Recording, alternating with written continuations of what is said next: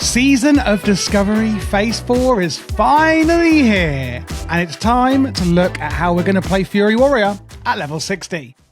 First things first, what is the stat priority we want as a Fury Warrior? Well, number one on our top priority is actually weapon stats. What does that mean? Well, the weapons we use as a warrior are actually the biggest contributor to our damage. And there's basically 3 different stats that we are actually looking for when we're choosing a weapon. One of them, of course, is DPS, or damage per second, its damage range, and also the actual speed of a weapon. But which ends of the spectrum do we want to be trying to focus on? Well, let's think of it like this. Certain skills, like our slam, only rely on the weapon damage itself. So therefore, a slower weapon that has a bigger damage range, therefore is going to be doing more damage with those abilities. And that's how you kind of want to work out what one you are actually taking. The next one is actually the weapon skill. Now, Molten Core bosses are obviously a few levels above ours, 3 to be precise, hence why we need 9% hit chance, but more on that in a minute. It does then mean that we can actually get some extra weapon skill to help us, 1, hit the boss, but also improve our glancing blows. If you're not sure what a glancing blow is, it basically is a percentage chance that we have that our attack will do less damage, and having a better weapon skill will actually increase the damage we do with those glancing blows. TLDR then, weapon skill increases our chance to hit the boss and also how much damage we will be doing to the boss passively. Hit chance, next on the stat priority list, obviously increases hit chance. Then we've got critical strike, and then looking at our kind of attack skills. So strength, AP, which is attack power, and agility. The first one being strength. 1 strength equals 2 attack power, meaning it's basically worth double what attack power is.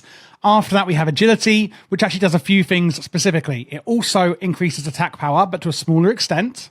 And it also increases your dodge and armor, which we don't care too much about because we're not tanking. We're not a prot warrior, we're a Fury Warrior.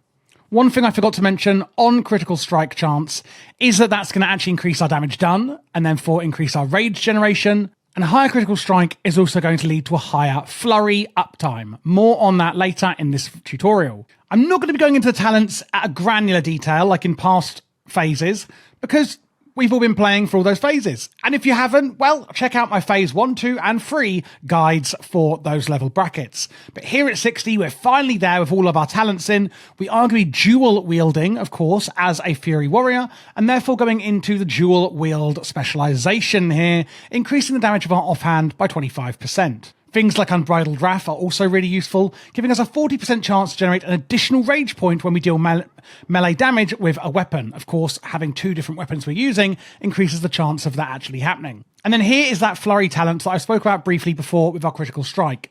It's going to increase your attack speed by 30%, a very large amount, for your next 3 swings after you do deal a melee critical strike. Of course, having a higher melee crit chance means we're getting more flurry uptime, and therefore more attacks, which impact everything else we're doing. We have a cooldown here, Death Wish on 3-minute cooldown. When activated, increases your physical damage by 20% and makes you immune to fear effects, but does also lower your armor and resistances. And of course, Bloodthirst. On a 6-second cooldown, instantly attack the target, causing damage equal to 45% of your attack power. In addition, the next 5 successful attacks will restore some health. Lastly, going over into the arms tree for our final talents, we have got a few interesting ones there. Impale, for example, increasing the crit strike damage bonus of our abilities in battle defensive and berserker stance, and also Deep Wounds, where our critical strikes again cause the opponent to bleed, dealing 60% of our melee's average damage over 12 seconds. The remaining talents really are more sort of passive effects, etc., that are just kind of helping, add to the builds that we have here. Looking at the runes now, though, we're going to be starting from left to right, going top to down on the runes. On the head rune, we're going for Endless Rage. You generate 25% more rage from all damage you deal, an absolute no-brainer on that one. We've got Raging Blow on the chest rune, a really good attack.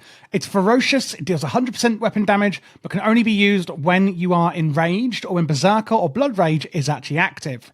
Each other melee ability used while enraged Berserker Rage or Blood Rage is active, reduces the Raging Blow's remaining cooldown by a second, meaning when we are enraged, we can use our other abilities to quickly get this Raging Blow off cooldown even quicker.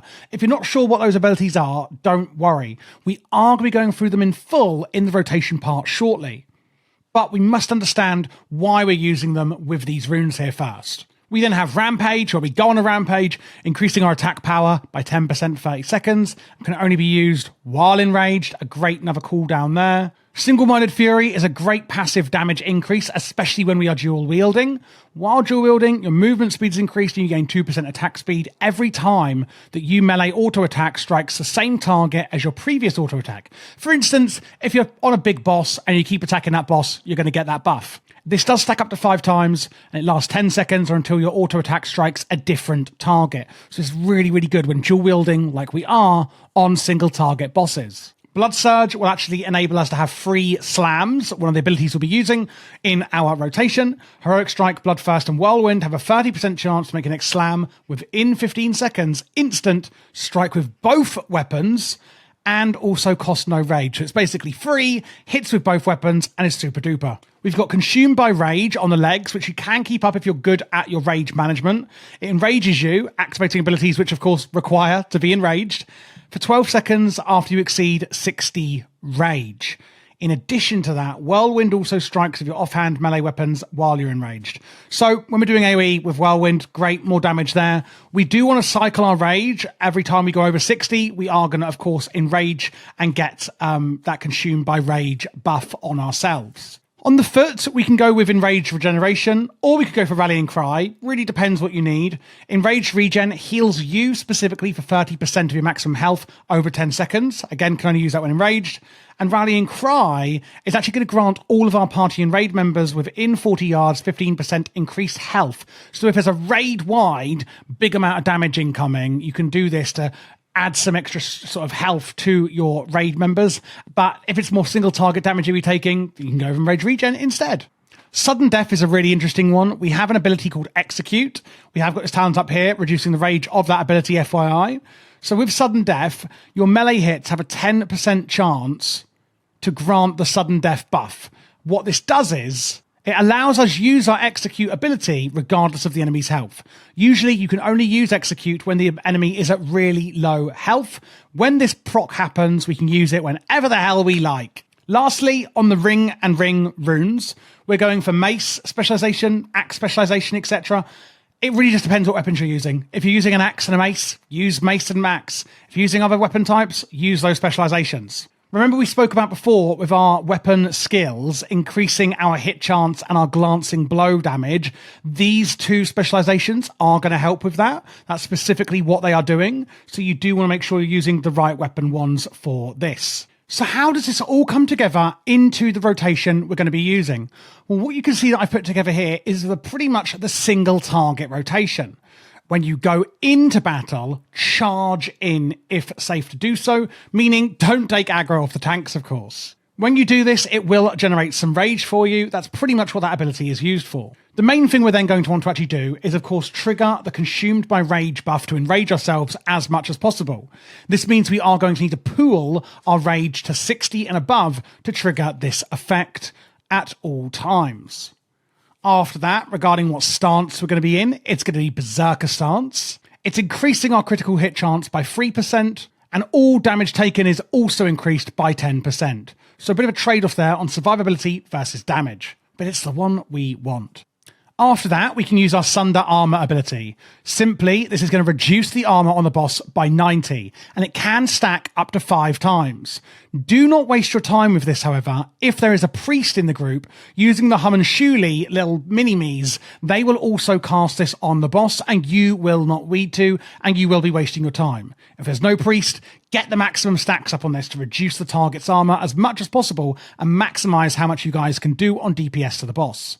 After that, we can increase our attack power of the party and raid members with our Battle Shout and try and keep this up.